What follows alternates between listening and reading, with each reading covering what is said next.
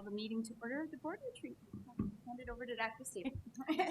Yes, well, as we have said, we're just happy to be in the room together and start our time with my tenure and our leadership together. And I've been following all of the work that you've done over the last few months with some difficult things with boundaries. And now as we're planning for the return to learn for school, there's just a lot going on. And so I'm very thankful for this time, and I appreciate you taking time off from your regular lives to come and do this. Normally, hopefully we have a time set aside during the year, every year, where we are able to have just a less formal meeting, still important things, but time to just grow as a body together and to make sure that we have good practices in place and that we are all on the same page with how we do our work with each other. And so we've all seen the agenda for today, and really this is just a guide for us to kind of work through conversations, and we can, have time, less time, more time, whatever we want to do.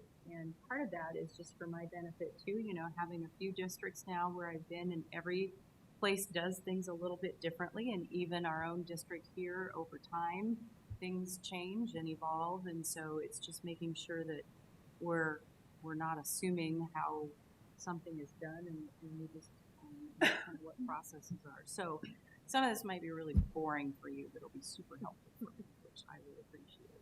So with that, what I would love to hear, just to kind of start us off, I wasn't here at the point all of you came on the board, but I think it's always good to kind of remember back why you made the choice to do board service and the things that are really important to you, because that's always a big part of what's behind our motivation moving forward, is our why for why we took these jobs in the first place.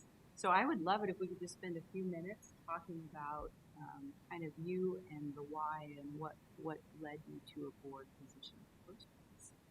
So anybody want to volunteer to start? Our senior member. Okay. So I really have to think back to 12 years ago. We can do the senior member meeting. There you go. It is, let's see, 12 years ago. I think what really, other than someone coming up to me and saying, hey, you should run for school board, but really? I actually do have a background in education. I have an undergrad in BA in education, and after 2 years, really realized that I didn't have what it took to be a teacher. So I kind of ended up in this sort of like policy realm, which pretty much kind of like went my career, my other career. But I always, I think, had this passion for education. And a large part of it too was, my kids were pretty young at the time. Jack was not even in kindergarten yet. Bobby was a year old. But for me, my background, I actually always went to private schools, pretty much my whole school career. And when we moved to Sioux Falls, and my husband was a product of Sioux Falls schools, it was really important to me, like how can I help make sure that we give our kids in our community, not just my kids, but kids in our community, a really quality education, regardless of what their background is. And just really that equity piece of it. I think that was what really just said, you know what, I think I really want to do this. And then other than my background a little bit in child services and things like that, just seemed like the right fit for me to use my skills for the service.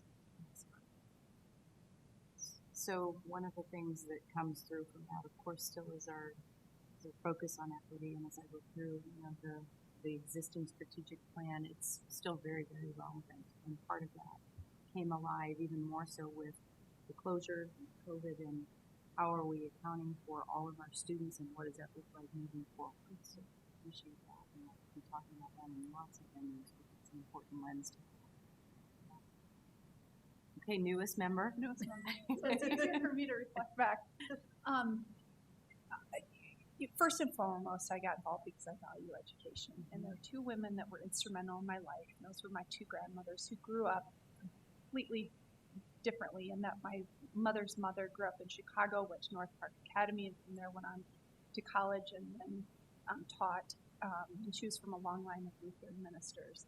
On the other side, my dad's grandmother, they were immigrants, Dutch immigrants, and grandma only was able to go to school up until the 8th grade because she came from a family of all girls, and she was the oldest, and it was required that she stay at home after 8th grade and do farm work.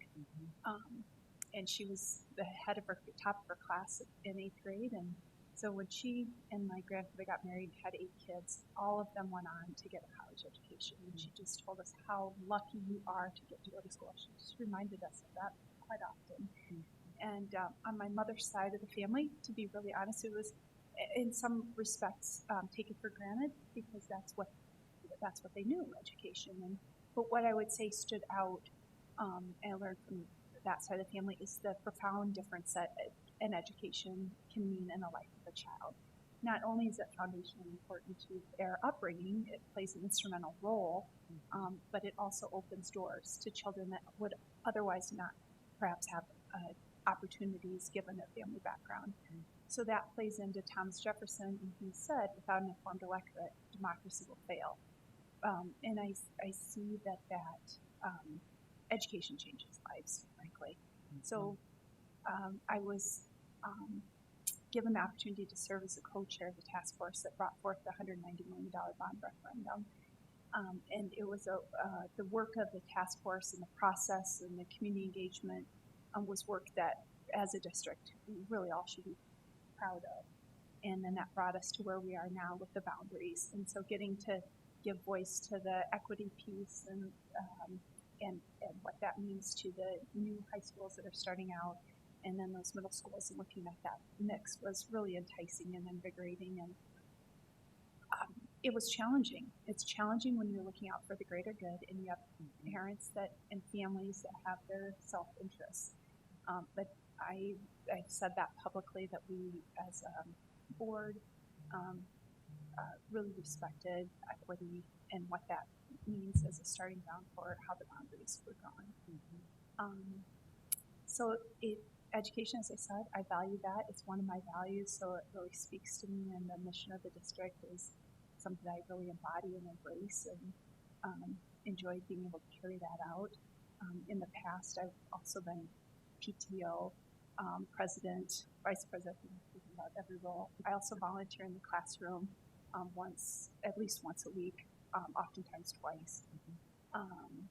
I do ticket sales for the President's Bowl at Lincoln High School, and I do, bake sales and bring food into the teachers and wherever else, tie kindergartners' shoes, But so I really enjoy getting to know all of you over the course of last year as well.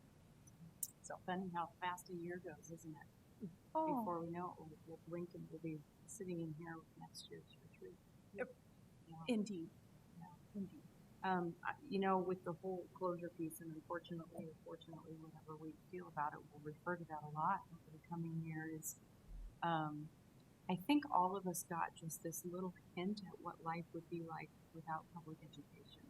And I don't think anybody wanted to see that. When you talk about the skill and the value of a teacher and having to pull back on what that ideal scenario is when we bring children together in this place and they just get to come and we provide education for them, what a gift that is. And there was an interview that I did recently where I said, for the country, we've had this gift of free and appropriate public education, and I think that's a treasure, and we need to treat it as such, because thinking about not having that is kind of a new feeling over the past 4 months. And so it's now, how do we get back to that different but valued version, and then what are the value adds from the experience that we've had as well that can continue to enhance that and not detract from it. So it's good ones too. All right, Carly, you up? Yes. So this is my 7th year, that I just finished. And so initially when I started, my kids were younger too. I currently have a sophomore and an a junior and an eighth grader. I'm really struggling with that. And so my kids were, I want to say my youngest was in kindergarten when I started, and they were in the Spanish, or they are in the Spanish immersion program, and so that was a newer program. And I was very involved in nonprofit kind of work to support that. Same thing, PTA, PTO types of things. I've always really kind of been a leader, like trying to either change things or start things or conversations, things like that. And so I actually had a couple of my high school teachers had reached out to me and said, have you considered being on the school board? You'd be really good. And so I actually met with Kent and talked about what does it mean to be on the school board and what does that look like and how do you even run a campaign? I'm very apolitical kind of a person, you know, and people would say, oh, is this your stepping stone to, no, it's my stepping stone to nowhere. I have no desire to be on the, you know, city council or anything like that. Like, and so I ran, and it has been very interesting over that time. My kids obviously are older. I have a lot of friends that are teachers or administrators, counselors. I am a product of Sioux Falls schools. I went K-12, and so it's been really fun for me to go to our teacher recognition and retirement banquets. And I've seen my first grade teacher there. I've seen my second grade, my fifth grade. You know, and my daughter had one of my middle school teachers that I had who just retired this year. And so I just feel like that perspective that I have of my own experience, and now having added like a whole nother layer of understanding what goes on behind the scenes to get us to have the amazing teachers and the amazing programs that we have has been very eye-opening. I think because of the people that I know in Sioux Falls, just from living here my whole life, between my sister, you know, she still lives here, my parents, like people will ask me questions, and I've been able to be an educator of sorts or an advocate of sorts when people say, why would you ever have done X? Well, actually, let me tell you about why we did that, you know, and so I think that's been helpful for me to be able to kind of relay that message to other people, and I think it's been helpful for other people as well to have maybe a different perspective or a different understanding. I don't know. I enjoy getting involved in lots of things. It's hard for me when I see something. It's hard for me not want to just like do it.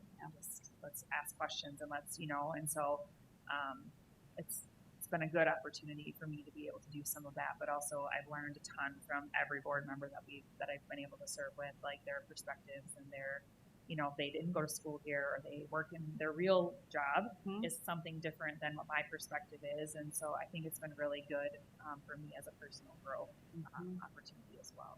Yeah, that's good. And you said something, I think a few of you have said that's really important. Somebody tapped you and said, hey, I think you should consider this. And you would be somebody who could add value to the school district. And I think it's incumbent upon all of you to think about 20 years down the road when you go off the board,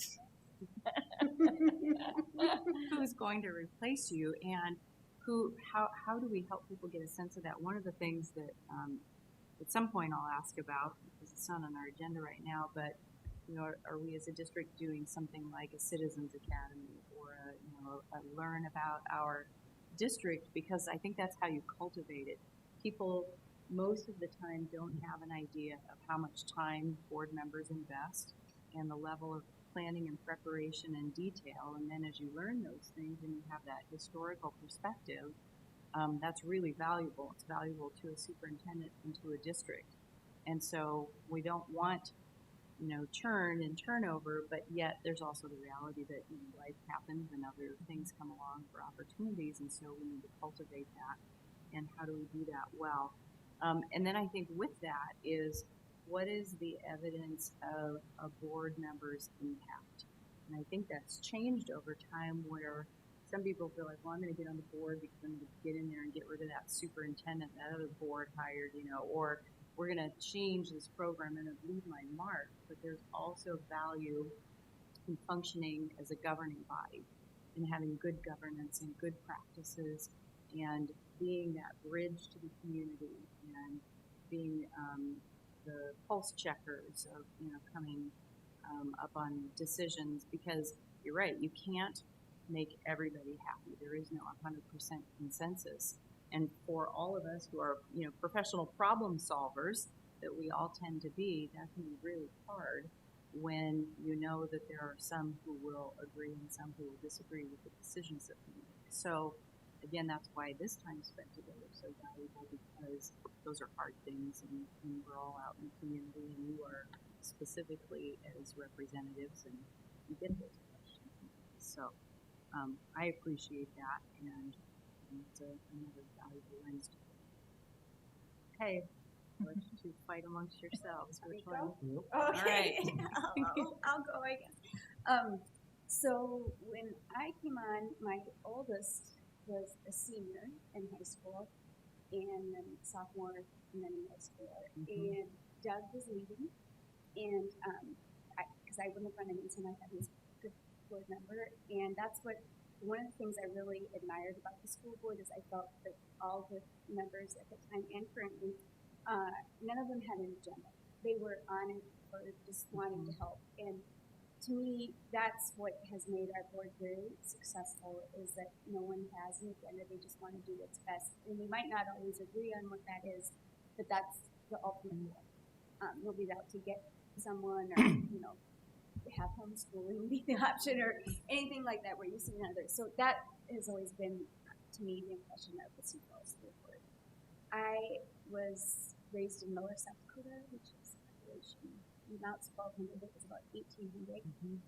Public school the whole way. But I have an interesting background. My mother grew up in California, went to private boarding school. But she was a teacher in Watts School District in LA. And she married my dad, and then they moved back to Miller, and she was a special ed and elementary teacher in Miller. And then she opened the first daycare center in the state of South Dakota, not running it, but she wrote the grant to do that. And it was called a communist, and here she was like a Republican from California at the time. But because so those type of things in my family have been important, is helping kids, and that is our background.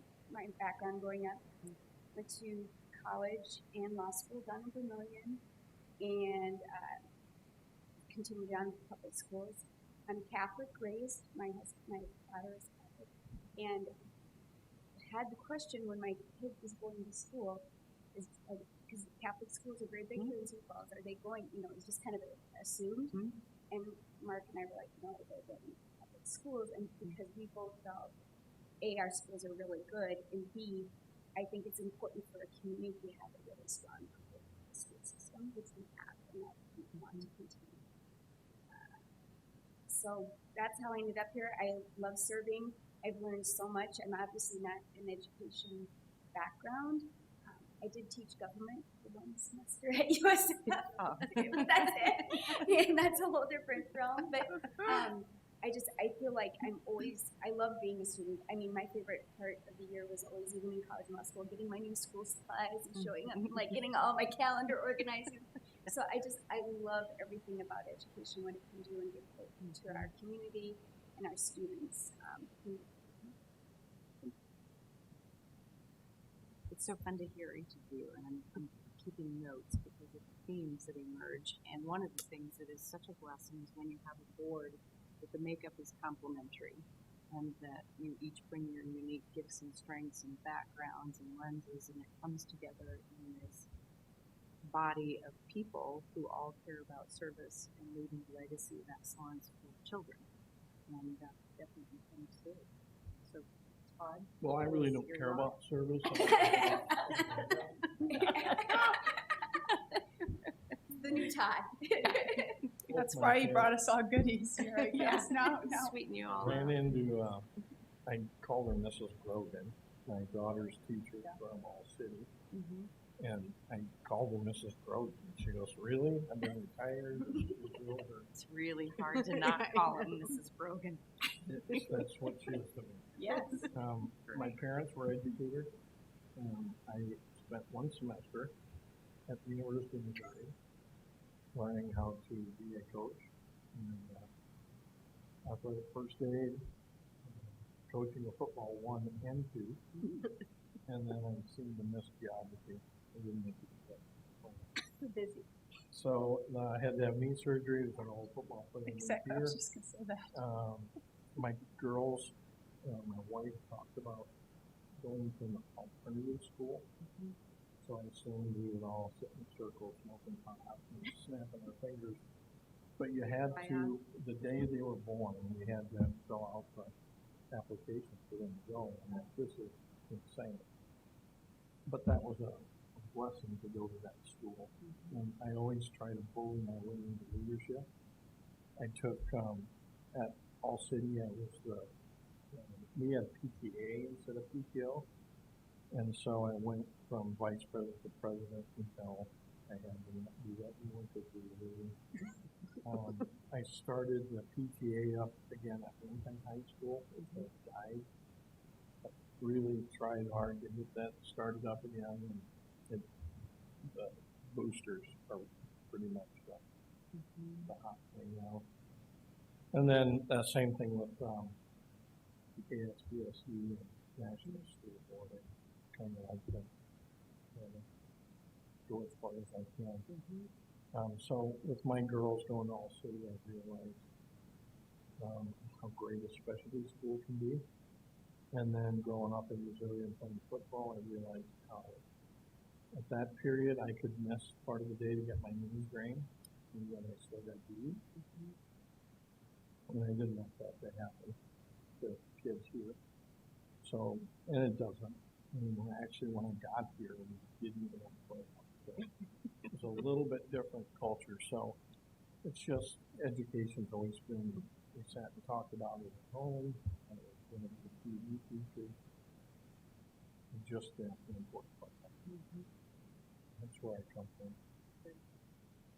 So I see things like child-centered connection, service, legacy, strength, hope, resilience, and rigor, which are model things to be reflected in the board. And so I think that is a great foundation for me to come and join you in this work, because those are all things that I would align with and that should be important to us and be reflected as we grow together. So that's really helpful for me just to, kind of go back and remember who you are as people and why you serve, and for you to remember about each other and that we're all here for the same reason, which is children. It's been so nice too, as I've watched, I've stalked you all in your board meetings and watched them on Facebook, YouTube, just in preparation. And that always comes through. And I always saw very respectful behavior during the board meetings where people started just where people, yeah, I saw that. You passed him on, so I'm going to send him over to Cynthia with any luck. But that always comes through, and in those hard situations, if students stay at the center of what we're doing, then we'll be fine.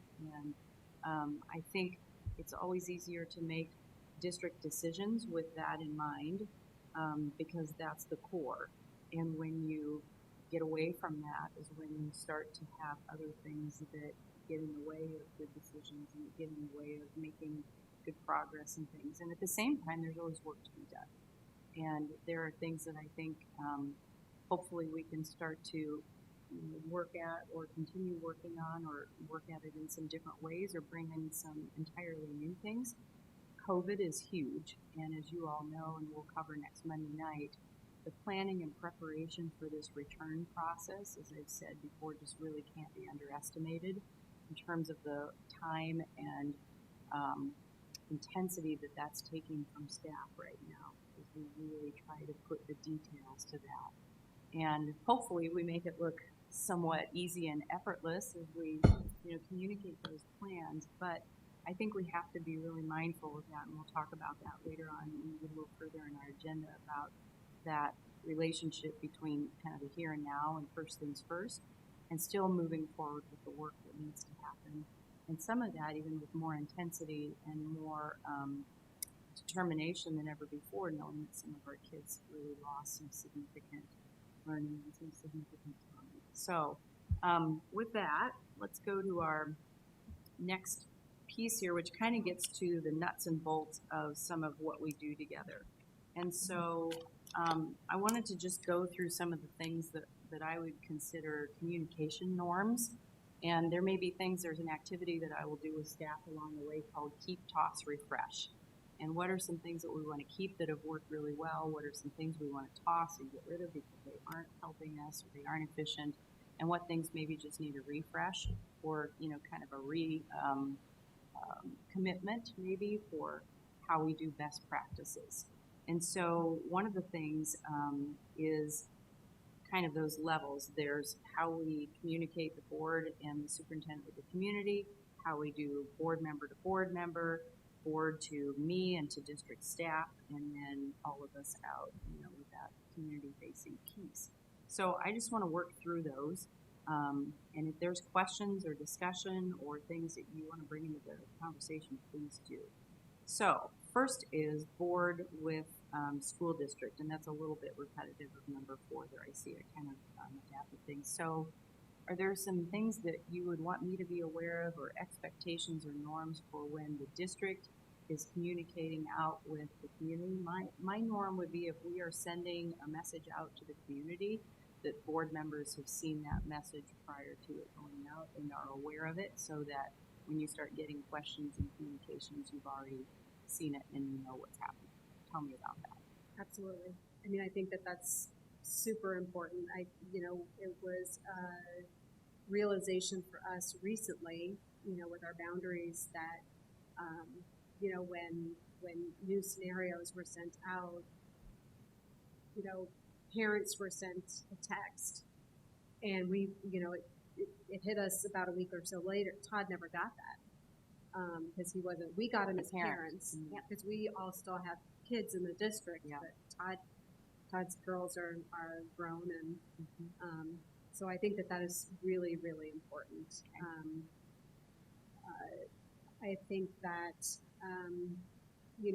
anytime there's, maybe a press conference, outside of your normal Mondays that you might do before a board meeting, if that's still your intention, I think it's just so important because when we are out in the community and if you don't have kids in the district anymore or maybe a message is sent to a certain level, maybe it's just elementary, then we're kind of left going, sorry, I have no idea what you're talking about.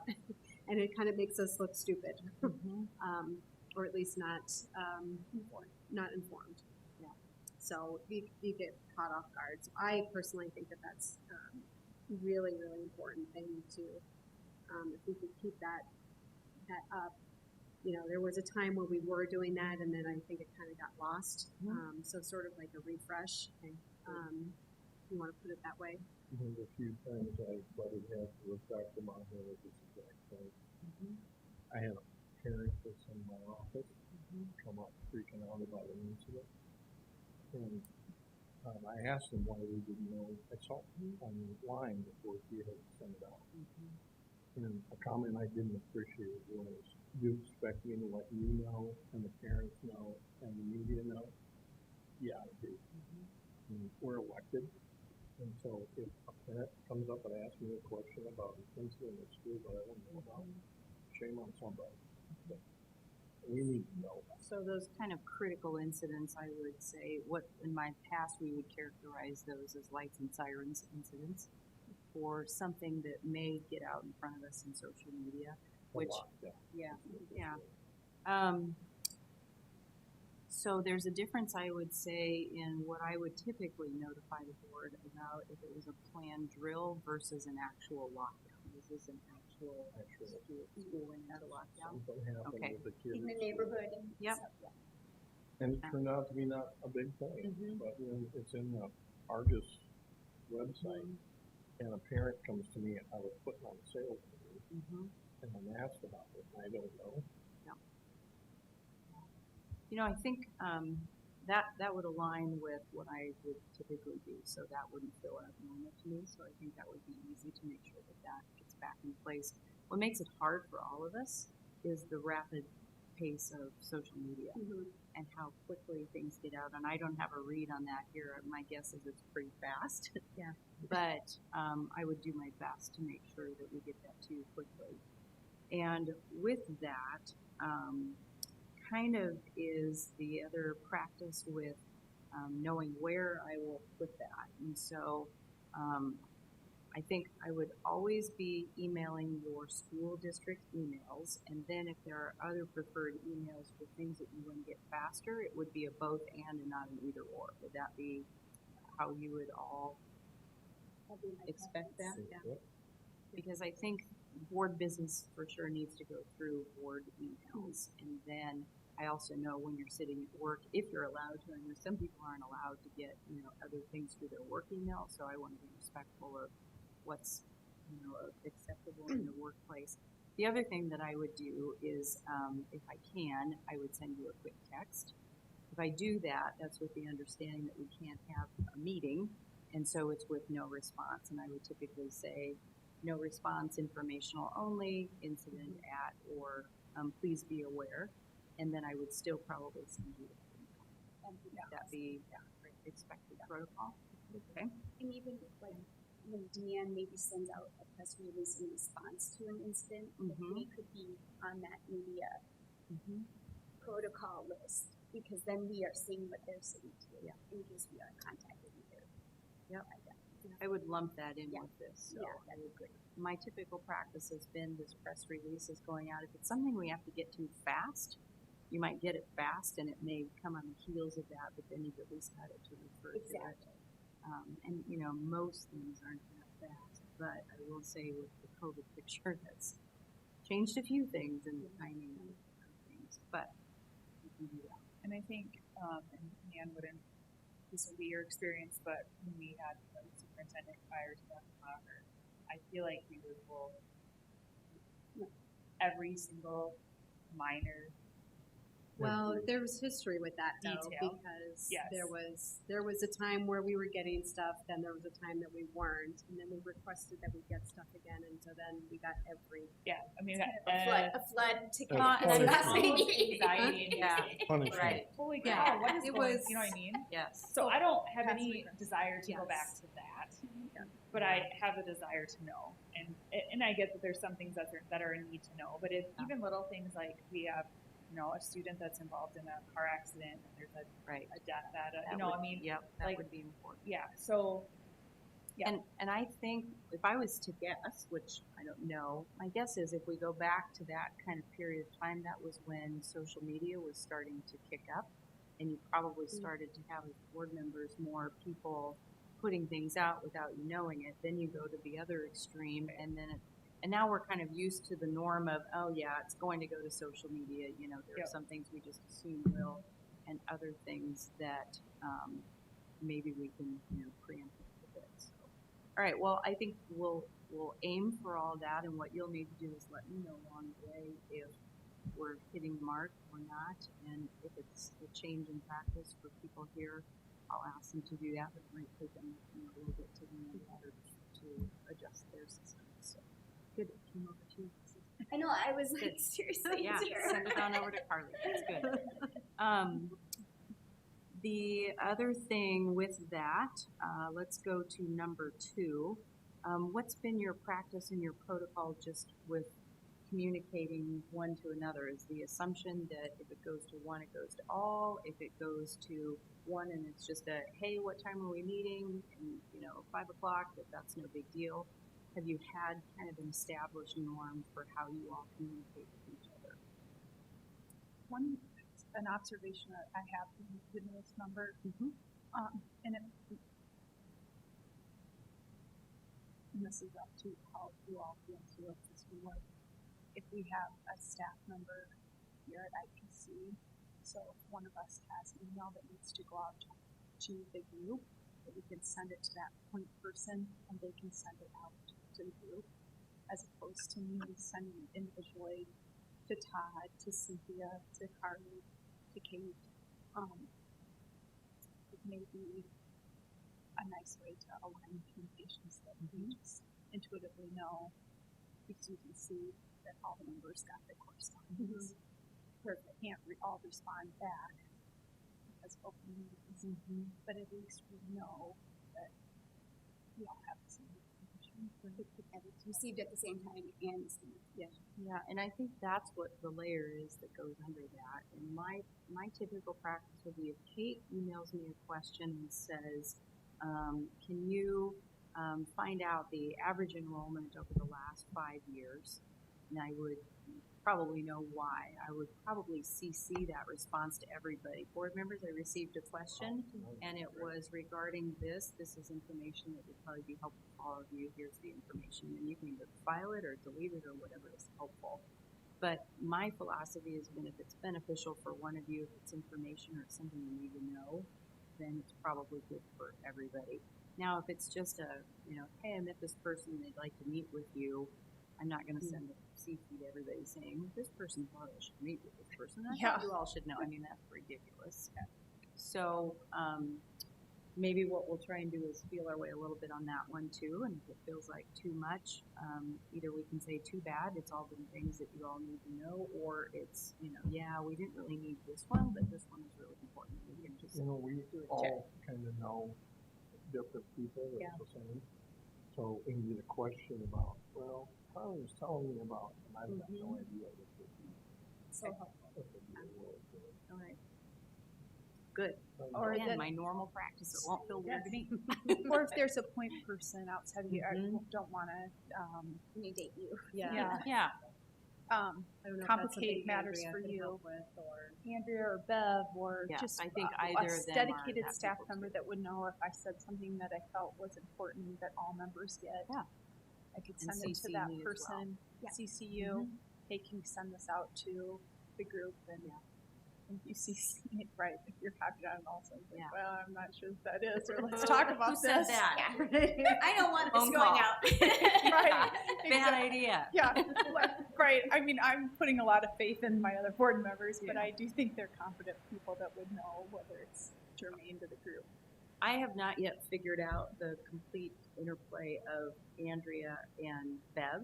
And so part of it right now is I don't know quite how one interfaces with the board as opposed to the other. So it might be both. And When you for a figure it while. out, let me know too. Yeah. because I'm going to say, I think it's just capacity. It's like Yeah. who's busy, who's And I think busier board that day. meeting, board prep sounds like that's more Bev, but Yeah. superintendent meeting, whatever would be Andrea to all of you, and probably would include Bev on CC if needed. Okay, so we'll work our way through that.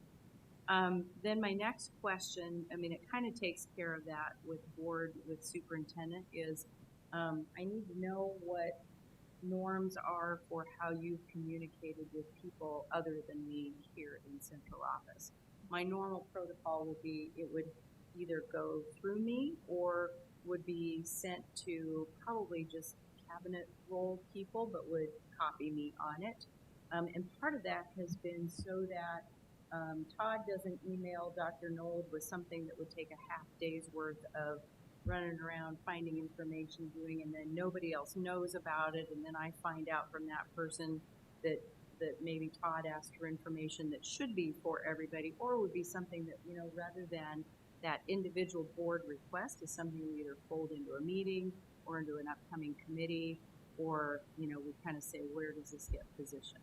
Tell me what your expectations have been for how you communicate with district staff. I always CC. So like you say, it was a board report. Mhm. And, if Dr. Noel was giving a report, I would email him the questions and put Dr. Maher on Mhm. so he would see it. And Okay. Typically do respond all, reply all. Okay. I mean, I think if we know who to reach out to, I mean, if it's a curriculum issue, or a question, we usually know that it's going to go to Teresa eventually anyway. So, I mean, that's kind of how we would do it before.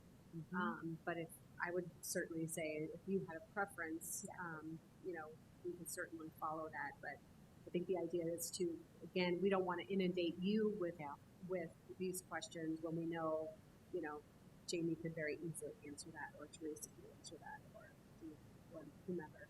And I would say it's normal for us to CC superintendent, Yeah. just as an awareness, so that you would know that the question is asked, and maybe you have another idea about, like you said, oh, we're going to be talking about that at our next meeting, or, oh, I'm gonna add that to my one-on-one list for when I meet with board members or whatever. So I don't think that would be abnormal to include you. I think that would be more of our standard. So one of the things that comes with that, number one, I have no idea how often you do that. If you're, pinging people every day, every week, what that looks like, and I assume that you're all reasonable, smart, professional people and know what that looks like. The other thing is sometimes there's a level of familiarity that then is apparent, and when you've been on the board for a while, and that's a good thing and not as good thing depending on what the context is. And then it's if we have a new board member come on, would that feel normal to them as well? And then it's also the perception of staff, so that I preserve your relationship with them as they're doing their work and I do my work with you. And so it's that picture of how do we all create good working relations. And so I think what you all are at a disadvantage is if Todd emailed a question to Dr. Nold and Kate emailed the question to Dr. Nold and Nan emailed the question to Dr. Nold, that you all don't know that he's gotten 4 or 5 emails, and maybe they're the same question, maybe they're all different. That's at the point where I would go, okay, time out. Obviously we have an issue here where we either haven't communicated well to you, or something's come up in the community and you all need something to kind of equip you to address that. So I'm fine to leave it kind of as is if everybody's under the assumption that I'm CC'd and that we get information to everybody if it's been asked for from a staff person, and if that gets to feel like it's out of bounds or not effective or efficient, then I think we regroup and say, all right, this is feeling like it's not working. Let's see what we can adjust. Is that reasonable? Especially if you being like, it's like you being new, we're open to whatever you think works best in your administration. Because we like Todd has said, we only hire you. We don't hire the rest of the people, so you have to work That's with true. them. But I'll speak for myself. I only typically email them, so I'll read the board report, say if it comes out Thursday, Friday, and I try to email their questions before the weekend, so even if they don't answer till Monday, that's fine, but they at least have them, because I don't want to surprise them at the board meeting. No, and that's appreciated by everybody. And so that's where I put my CC back number, just so that then we have a good dialogue. So as you've had questions, let's dig into that just a little bit. As you've had questions about board reports and things that are coming, so we have the budget being presented Monday, and we would want questions ahead of that, so that we're prepared to answer those things. Have you been okay with how that works? If you email a question, you get answer, and it's not CC'd to everybody, or has that been copied to everybody? In the past year, I don't think I've contacted anybody with the administration directly concerning the materials that is not for board meetings. Okay. For me, typically, I leave it for the board if it's a higher level question. I haven't had a situation where I had to dig in the weeds to ask those questions ahead of time. So. Have you felt like you've gotten what you needed to be prepared for board meetings with question and answer and context? They're very responsive and especially, when I'm not the new girl anymore, but when I was the new girl, I think they probably wondered why I was doing it, and then when they realized it was more just for informational and not gotcha, more just like kind of wanting to figure out things, especially learn so much new, they appreciated that, because then it wasn't done in that manner. But if it ever is overboard, I would accept that too. I do think it would be helpful though, to your point of saying replying back. So you email Todd Beek something about a budget with questions, you copy Dr. Stavum. When he replies back to all of us. Then we can see that you've asked a question and gotten a response. And then that will prevent, maybe I read it after you, or I was going to ask the question at the board meeting. Now I know that the question's been asked and answered. And like you do several times, and I think many of us do, is just because we asked a question in private, sometimes we still ask that same question at the meeting and give them a chance to elaborate more on that, because the public needs to hear, And so I do think it would be beneficial in those scenarios for whoever is giving the report, which is typically you know, Yeah. like, oh, okay, we know that Jamie Knoll is giving this report. I'm going to ask him questions since it's his report. That if we ask a specific question in their response, they would include everybody. That'd be great. Boy, Is that it- wouldn't be cumbersome, that would be No, Yeah. it's good. And I mean, I know that, you know, we do save questions for, you know, at least I try to be judicious in that, you know, if I know my question isn't going to be a gotcha moment, I will just ask it during the board meeting. But if it's something that I do want clarified ahead of time, you know, Exactly. but That's yeah, what I think that, you know, 'cause quite honestly, I usually don't read the board reports until the weekend anyways. That's usually my Sunday activity. So sometimes I don't get the questions out before Friday.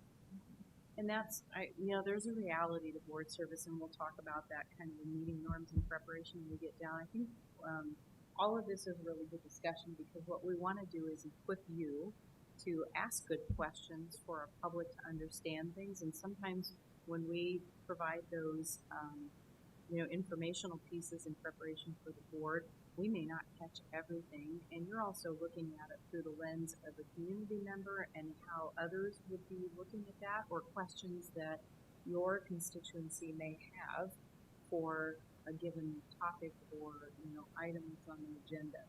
And so I think it's always good to be able to equip you with the context or an added piece of information. And sometimes it's, didn't we 5 years ago do this one thing, and is that still this, or is this something else? And it's just those clarifiers that aren't pertinent to the public's understanding necessarily, but remind us of, the why behind something that you're going to see in 100 other reasons. So I think it's just good practice if you have a question or a clarifier, that then everybody is able to get that clarifier or that additional information. So to me, it's as simple as saying, Board Member Parker had a question regarding this. Here's the context and the information for the answer to that question. Okay. I don't think any of us are trying to ask questions that we wouldn't want. No, You know what I mean? So there's no be, reason why it couldn't be shared with everybody for their benefit. and if that comes up, then I think that's a phone call to me, because then to me that's something else. That's this doesn't seem like this is what we asked for, or this looks very different than something else, or something that needs further discussion, or has another piece attached to it that we need to either come together as a body and review or whatever. Okay, well, problem solved. All right. Anything else with communication norms? Things that would be important to you for me to know, to be doing or to not do? Did we cover or are we going on for next? We'll go to the next 2 and 3, B2 and 3. in just a second. 4 was kind of the number 1. Okay, good. Okay, Mhm. all right. Yeah. Got it. And I think when I was looking at number 1, it's you with internal school district, and number 4 would be you with community. But they're kind of. I mean, I'm assuming no board member would send all staff email or anything like that. Even if Or exercise we're going is to not die decided session that night. I'm right on my birthday. There you go. Today's Happy birthday. By the way, it's my birthday tomorrow. Yes. What has been your practice? Obviously you are aware that we do a Friday memo Yeah. here. Is that what you're used to doing? Mhm. Is there any other methods that you have found that are beneficial? Yeah, that's good. Thank you for asking that. Typically, I would send mine on Thursday because they got away from Friday where I was, because then it was always way late in the day if you were waiting on anything from anybody else. It looks like the practice here has been more just superintendent to board. And so I kind of keep a running list. I go back through my calendar, and I think one of my questions is, and I looked at a couple of past ones, it looks like it's mainly updates. Think about coming up, be aware of those kind of general things. Wouldn't be anything that would be board business, but just more of kind of the superintendent's going on. That sounds about right. I have found this useful over the course of the last year. And in addition to that, the other dates, looking ahead sort of Mhm. dates. I think it's a nice form of communication. And that's the a- one-on-one meetings. Yeah, and we'll continue all of that. One thing that you just said reminded me, the one that I have been doing where I was had kind of everything on the same document. And so it had, it's been 2 whole weeks. It was upcoming board dates for board meetings, so just kind of reminders that those were coming up. It was upcoming opportunities for other events that board members might be attending. And then it was my updates from the week. And then it was called board brief, so there may have been other things in there that board members might have had a question on. But then I would ask a staff member to do what was called a board brief. And so if they said, "What are we doing for a summer feeding program this summer?" It was more question and answer. I would say, you know what, we'll put that in a board brief on Friday, and then I would send it out to everyone. So it didn't look like it had that kind of information in it. But that was one way of kind of taking those one-off questions and putting them into I'll send that to everybody on Thursday or Friday kind of thing.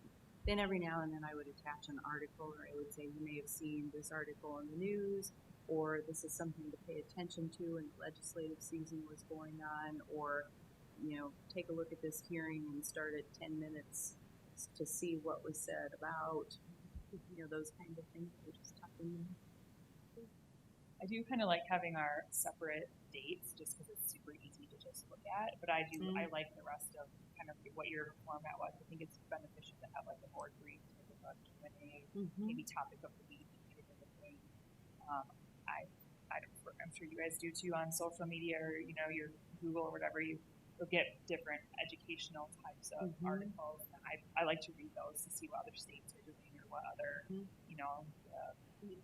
other communities and other people are doing, whether it's about COVID reopening or whether it's about a variety of topics. And so, I would love to have more of those resources to share.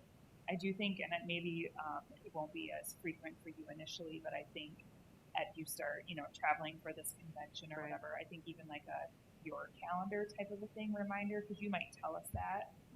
But then we I would forget, typically like, do that. that's Yep. right, I'll she's be out of the office. office on Yeah, Wednesday. exactly. So we're not bugging you. Yeah. Oh, good. Yeah. Typically, that never has changed my Oh. email or. Yeah, so if you're gonna, other I things. know maybe you'll do more remote things, but I think that's super helpful for us to remember to like, shoot, I just texted someone that probably, and if you're somewhere, unless it's an urgent thing, like we want you to be participating in whatever that something is. And so if it's not a pressing matter, we can send an email instead or, whatever. So I think those dates would be helpful to have just as a place I can go back and check versus trying to remember. I would typically do that and for sure would let whoever is the board president know that, a quick reminder and would be at. But something you just said reminded me of something else I know what it was. Have you been typically getting those as email attachments or shared documents? On that portal. Even the update from the Andrea superintendent? sends out to all of us. I've posted Dr. Okay. Mocker's weekly And that update. works well for Yep, yep. everybody. And I then had her with- email at this last one just to make sure everybody saw that they had And it. within that, his weekly update, he would oftentimes say, "I'm going to be gone, Yep. at the football game or wherever he's, conference." Mm-hmm.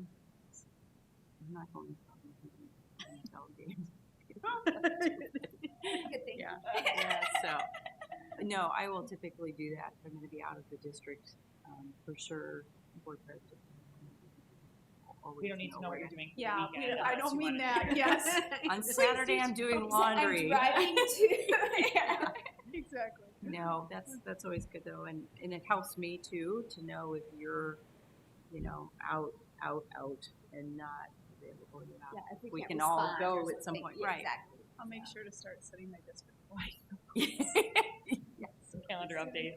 My life's going to get I really wish I had an interesting exciting real life soon, right now let me that tell I was you. traveling. Yeah, exactly. Well, that'd be something where we can all start. When I stay at home and watch Hamilton at Disney. I will count. Where are you going? No, I'm just saying. Oh, when? Yeah. Who's gonna watch Hamilton on Disney Plus? That's her next big trip. No, when you say that, it's something to It'll be look a forward to. I trip. was reading something the other day and it said for people to feel healthy and happy, you need something to get up Yeah, let and me write do. this down. Yeah, everybody, somewhere to go, something to do, someone to love, and something to look forward to. And I thought, how many had 2 or 3 of those things kind of yanked away? I was You know, supposed to be children leaving and for the adults. Galapagos tomorrow. Oh, see? And Something instead- to do and something to love. Yeah, Summer. what are you looking Oh, forward to is a big God. question. Carly, I totally forgot that was the summer. Shoot, well, you could run through the sprinkler or something in the yard. Carrying That's about a the best we inflatable could do. turtle. Right. Yeah. I want to watch our time because I think we'll want to do, it's about 2 o'clock, so maybe if we get through the next 2 things and then take a break, that work for everybody? All right, so the next one, to kind of switch topics just a little bit, is learning together. And what you would typically do for board development, what I would maybe typically ask a board to do. Is there anything that you've done kind of annually? Have you done a book study, articles, time on an agenda or work session, or kind of common thread, or not? I just went through the book that we did last year. We did a Wade Pogany from ASPSC came down and did a board. In development? Yeah. Okay. So you've had a guest come and do some sessions? The problem with that is, not that there's anything wrong with it, but they have to gear towards every size of district. Yeah. And us being, yeah, and we're bigger, we're different than everybody else. So it's almost, Wade's was way better than the first one. We had more euphoria with experience than the first one. Wade got more into the roles and duties, and that was a good thing to review, but that's something board role. There's plenty of great board leadership, books out there. There's that new book of How to Not Be a Terrible Board Member. That's, You all have that? Yeah. No. Well, if you give it as a gift, I'm not Yeah, sure how that that's would kind be of a taken. subtle hint. I won't be giving it Kind of to like you. giving us a piece of gum. Yeah.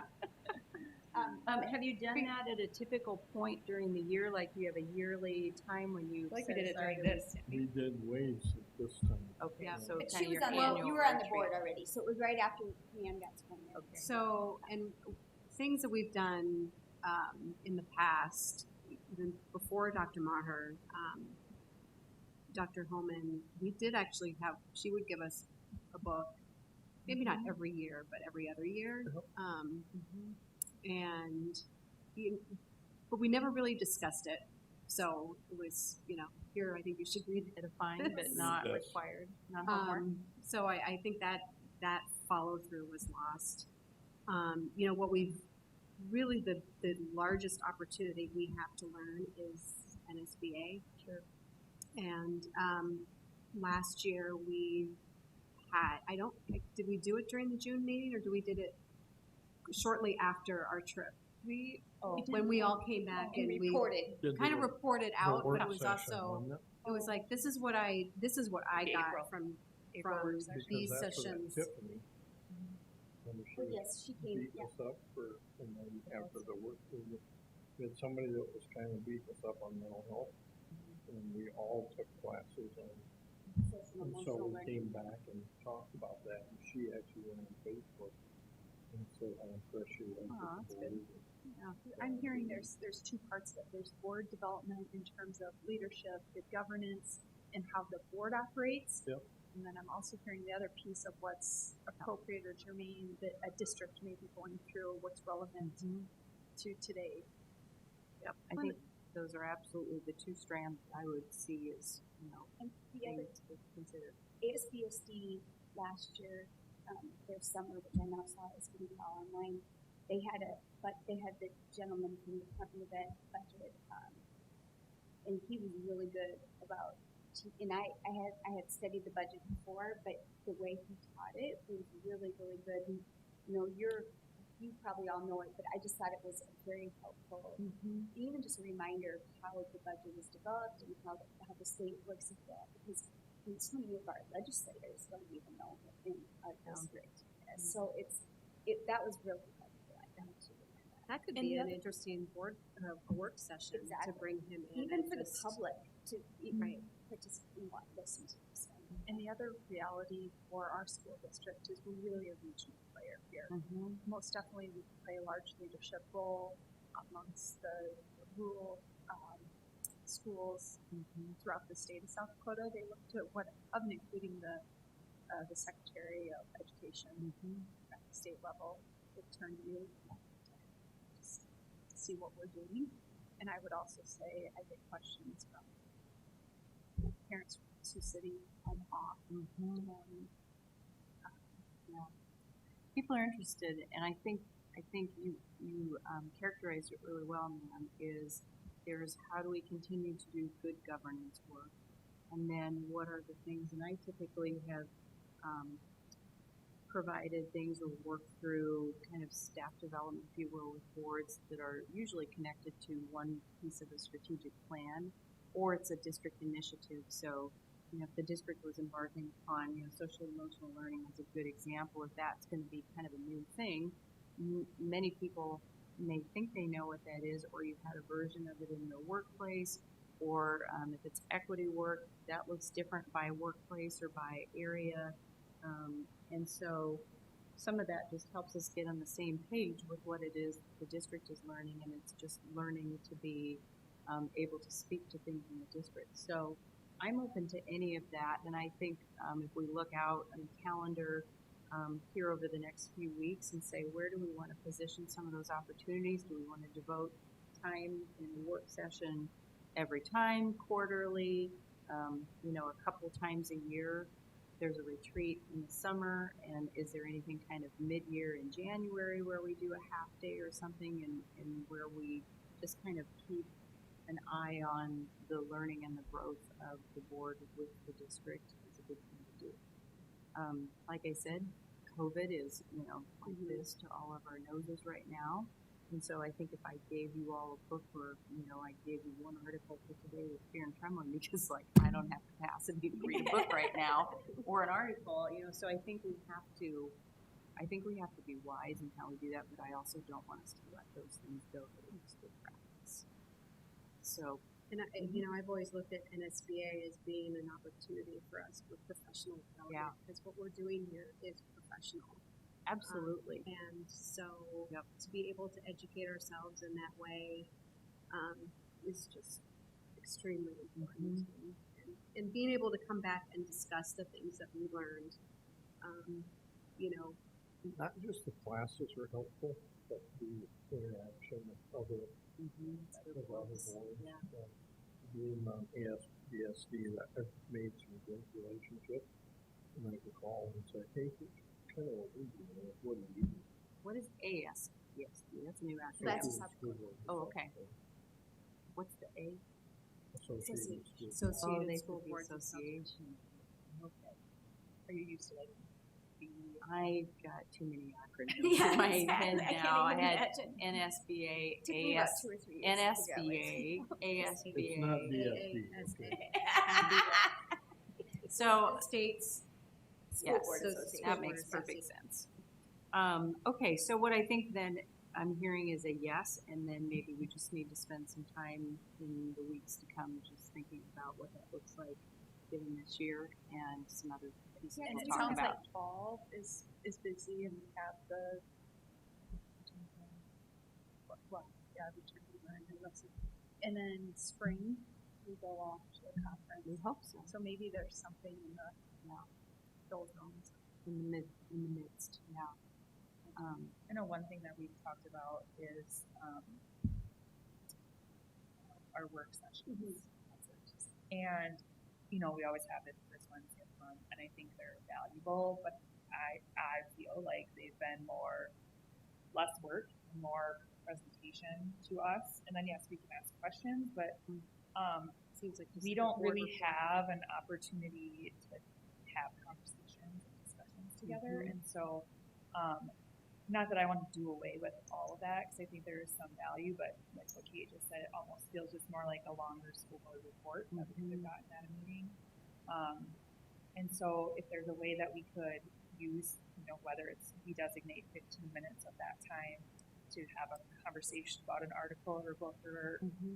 video or whatever it is, I think that we would all feel more maybe connected and have that shared experience more Mhm. so than having somebody telling us information that, again, it's valuable information, but sometimes we just need that connection between us two, and I think that would be helpful.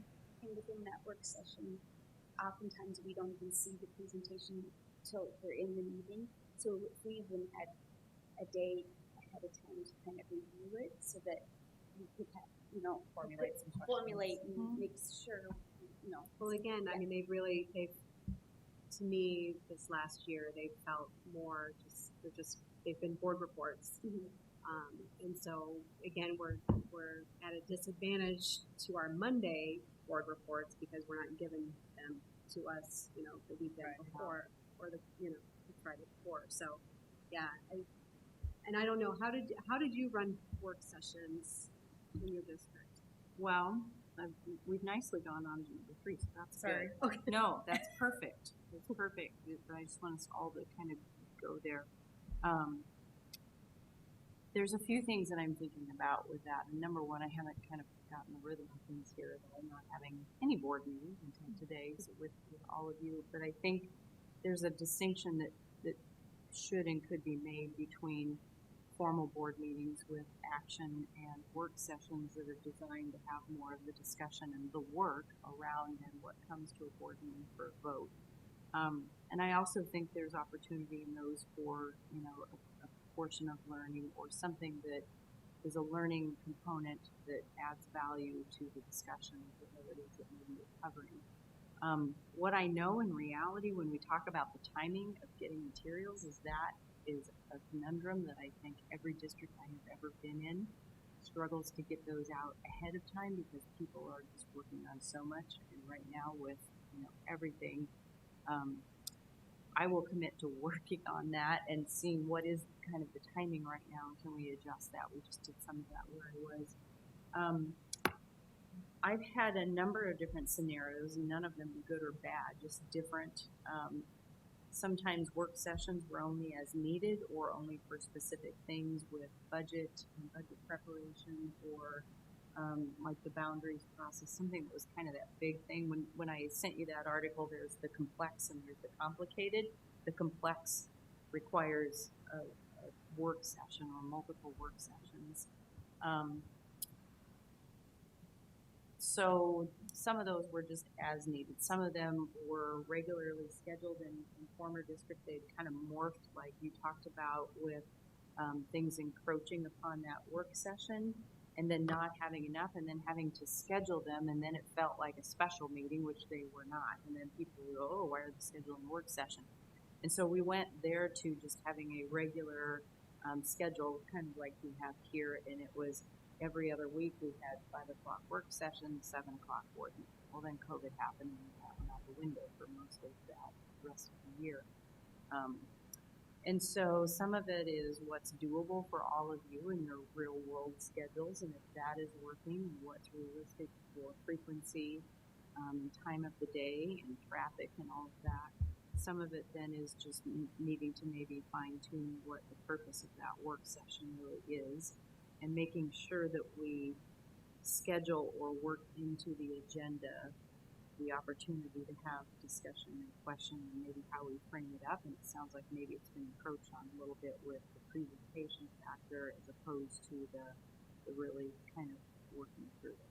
And that also added talking about how to be structured. Mm-hmm. Are we running it from parliamentary procedure, or are we just informing and talking and asking questions? Those are two very different scenarios. Yeah. In the past, I had not been part of the work session that was under parliamentary procedure. Mm-hmm. So just something to think about. My understanding is that Engage in Robert's that discussion. rules, parliamentary procedures are so that we run a well-organized meeting. And where I have been, that's never been law, or it might be in a board policy that that's the framework we use to run a good meeting, but it's not required. So in the work sessions, typically there's the gavel to start the meeting and to adjourn, but it's much more informal for the meeting. And I don't know And we can't I don't make remember official what you've done. decisions here anyways, right? Can We vote? have on special if we put notice you've in got to the notify. agenda. We Yeah, could Okay. notice. you're notified. Didn't they Then I would add work separate that. sessions to the state statute? For open meetings laws is what it was added on to. So minutes are taken. Yep, our minutes are, No, I yeah, know, yeah, but yeah. That would be typical for me, Yeah. that would still be Okay. open. Mhm. What I would typically do if there was a decision is we're going to have a short board meeting at, 5:00, and you have that decision item on there. Then we're going to move to a work session, so it's delineated in the agendas. That makes sense. So, I mean, that's just kind of how you show people what you're doing. I think the goal is always to have no surprises for any of us or for our public. And as long as we're operating off of that and people have adequate opportunity to come and be participants in the process, then we have some way that they should be. The work session, I will say, my philosophy and my experience with that is public board meetings are the board's meeting held in public for the public to observe. And that work session is the time for the board to do their work. And people may watch that, but that's not a participatory meeting typically for the public. That's for public comment at a regular meeting. Is that how you would characterize those? Our legislature has made us add public input. to our on work. To work Just on the session? topic though, and it can Mm, only okay. be on the topic that the work Okay. session is related to. And they still have to follow the. Yeah, it's set on that. Sure. All right, that's We good to don't know. usually have. Well, live streaming has changed a lot of who comes in person. People's ability to access. Well, what was talked about today? They want to put in the newspaper. Yeah, just FYI for you guys, I just got a call. Okay, Kelly lady called 3 different times and finally did take it in as an emergency. Well, she called about wearing masks at school. She knew enough that we would have a meeting right now. That'll be a topic of interest. I think it's been all over social media today, just because I was at Well, they're beginning to see the first blush of things, and then they're going to have the plans. All right. For people out there that are definitely getting into the complicated. Yeah, Yes. exactly. Yes. Complicated I business. really appreciated that article, by It the was way. very good. Really good. It's a nice way to kind of set the tone, and we'll talk about some of that related to the why behind we would ask people to wear masks. That's one of those things, and we're going to discuss the whole thing. And part of that is, well, we would do that because we want to keep school in session, and it's been so politicized now that they don't do things around just that. But anyway, I want to keep us on topic here. Anything else with review of materials, agenda, planning, and preparation? It sounds like if we can get things out, the sooner the better for review and questions and preparation for meetings. Looking at the work session, maybe to make sure that we are fine tuning that and maybe going back to a bit more of a discussion work rather than just a presentation, or both. And kind of It's helpful to me when Dr. Montfort had posted what the topic was going to be for each board meeting and work session on that separate calendar. Because then if I wanted to go back, even for history, I could go back to a board report, know approximately where in the posted documents too. So that, I think that's what I brought. so. If are you talking about the Google Doc that just kind of has the list of dates and topics? Yes, yeah, Okay, yeah. so one thing I asked Andrea to do was to separate the work sessions onto a separate tab, Okay. so that you can look at those and have some more detail with that. I was gonna say, just for historical, 2 things. For a while, we would just have the topic, and then we asked, can you please update, if you're giving a presentation, can you please add a presentation so that we could go back and reference it. So Yeah. they've been better about that. And then the second thing is, I think in all of our one-on-ones, he would always ask, do you have any topics that you want for a work session? Do you have any ideas of things that you want more information about, you want to be able to have a conversation about? And so I think that is a good way to kind of hear from us, to say, I'm getting a lot of questions on this, or I personally, I've talked to Todd, and both of us are kind of like, I don't know, where did this come from? Like, then it's a topic, and if it's not very pressing, he might just add it to a list and then plug it in if we get to a point where we don't have something, or if it is pressing, then he would put it in and maybe he'd shuffle things back to give it some priority. But I think that was helpful just to, I think every single time we met one-on-one, he would say, do you have any topics to consider? Like, are there things out there that I need to know about? And some of them turned into board work sessions, and some of them just turned into conversations that we would have, and that was sufficient. So, Okay, good. something that you had mentioned, and it kind of goes along with this, we had talked about this briefly a couple weeks ago, is kind of the Citizens Academy type of a thing, and how can we help to make sure that we have people in the wings who maybe say in 5 years I want to be a school board member, or maybe in 2 years I want to be. What can we do? We've learned a lot even through the boundary process that people don't necessarily understand how a meeting works. Like, why can't I talk? I'm at the meeting. Why can't I comment? Can Well, talk for 30 minutes. yeah, there's a Melanie was who was board member. Yeah. So how do we maybe have either something where we offer an in-person, and we, as board members, we take turns kind of presenting on different topics? Do we do something online, like you mentioned? Like, is there a link on our website that says Citizens Academy? And it's for people who just want to learn more about the board, or maybe they want to learn what is information I should have if I'm interested in being a board member. What would prepare me? What is a consent agenda? Like, what is there's just stuff that people don't know. And so I would love if that was something that, whether it's Ben and Deanne and some of us that are interested would be able to put together. I think, Todd, you probably have great resources from some of your experiences too, where you could present a topic on board, what are expectations, whatever. And so I think it's twofold. It's helping people who are running to be able to go out and look at things that they should know to prepare themselves for it. But then it's also just parents and community members who want to be engaged but don't really understand, and we don't want them to be intimidated. We want them to be able to come. I think those are two separate things as I view them, and as in my past experience.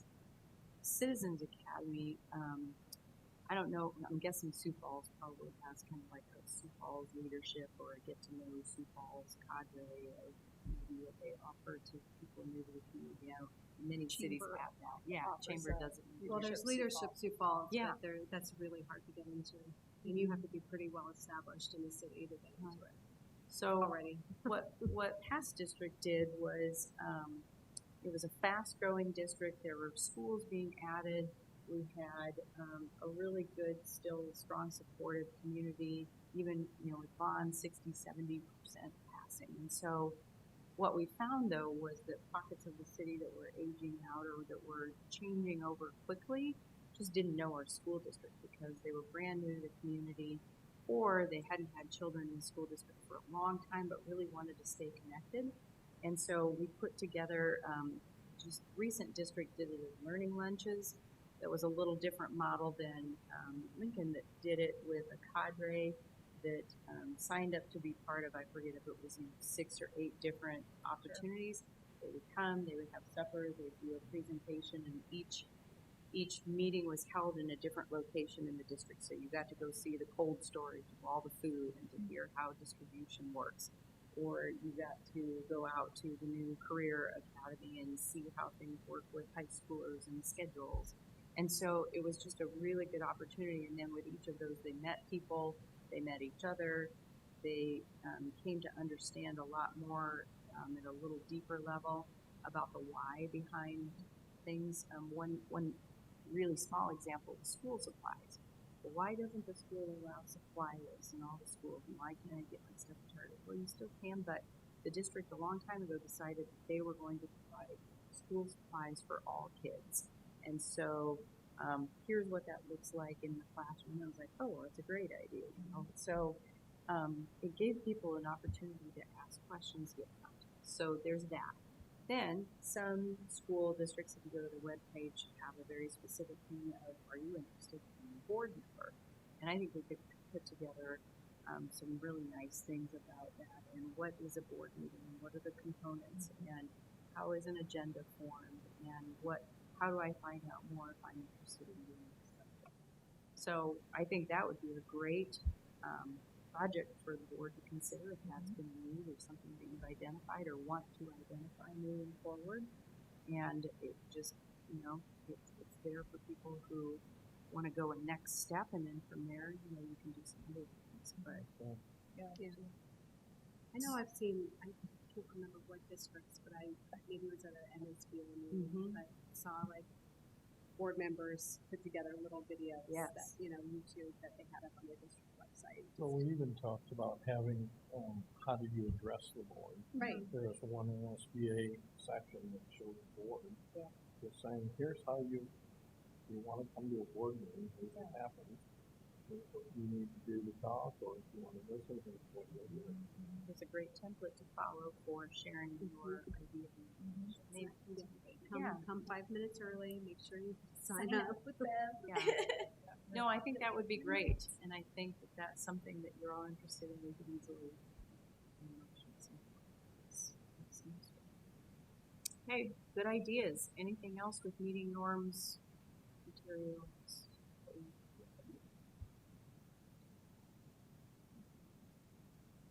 I'm assuming expectations are all kind of assumed between all of you, and just, everybody has read this stuff, everybody is ready for the meeting. If you're gonna be absent, you let the board president, superintendent know, so you're excused. All of those good expectations for board service.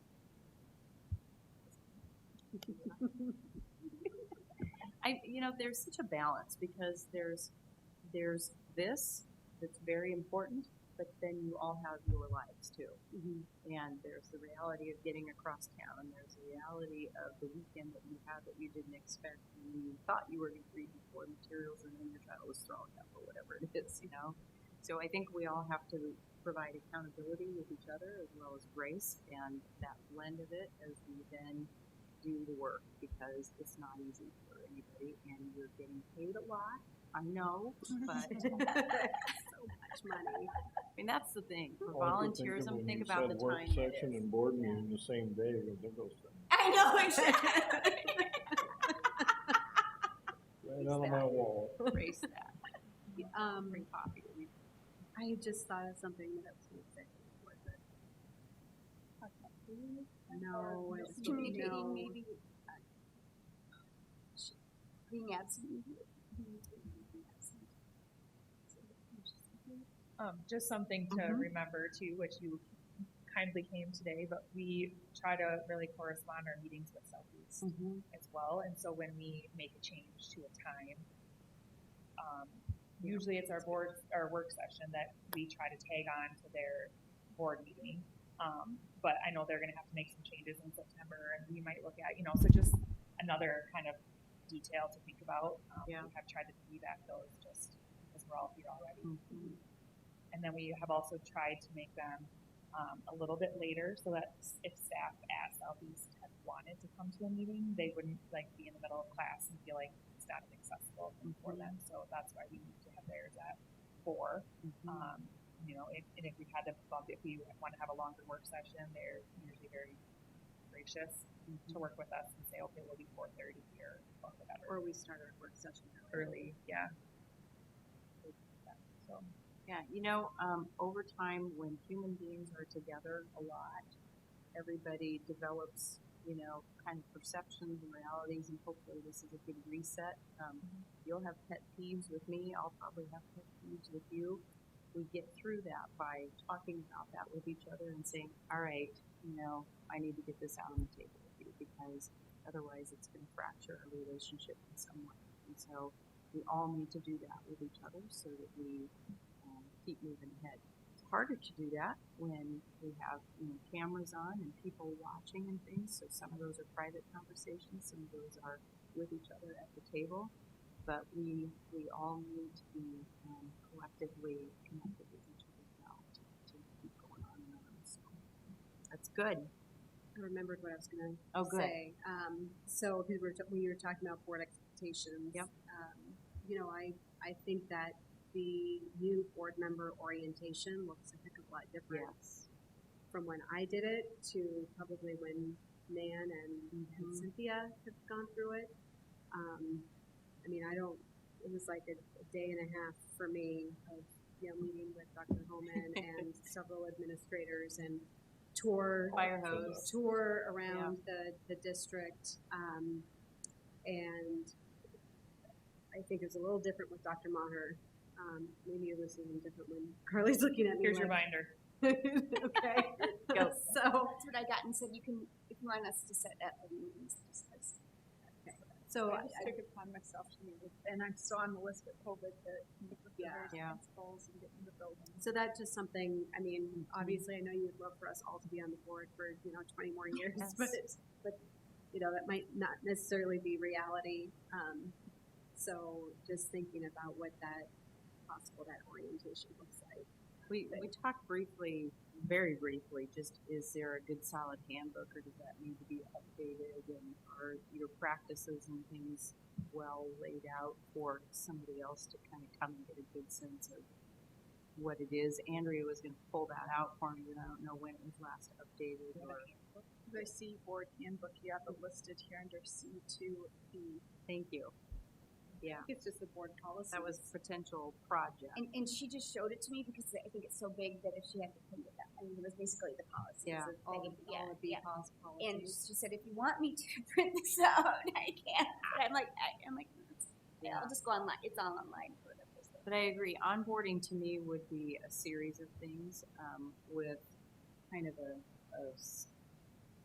phased orientation over not too long a time, but it would be setting up some visits that are the have-tos more than the want-tos. And then, time with board members and time with our attorney with policies, and so I would have a whole kind of a curriculum to administer the board, but it would be framework that we would probably follow. So maybe just as part of our business, over the next year is getting that handbook updated and maybe just kind of an agreed upon onboarding process that could be serve as the bones of what we would do. In addition to that, I feel like usually sometime in July, we would also get an updated org chart. Yes. Not in the pro stuff. Because I know that there's been people Yeah. that have retired and new people, and those were announced. Feels like forever ago on Amazon people. So I know I would like to see that. So usually it's sometime in July Yeah. that we get that. So I think that would be a good thing to put in that handbook too. Like every year that's updated so that And building principles too, Yeah.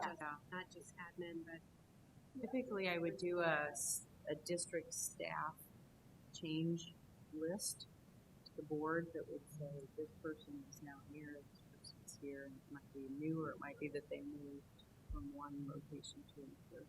Typically, that would come after that July meeting when all of those had final approval and we thought we were done. Done. yeah, let's hope. Yeah. Yeah, this year is not typical for me, but no, that's good.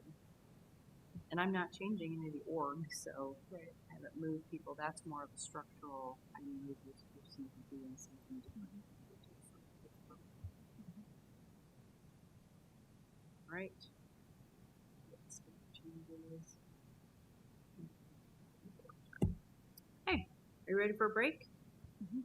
Okay, Yeah. great. It's 2:30. Could you do a 15-minute break or so? Sure. Okay, all right. Let's get your mics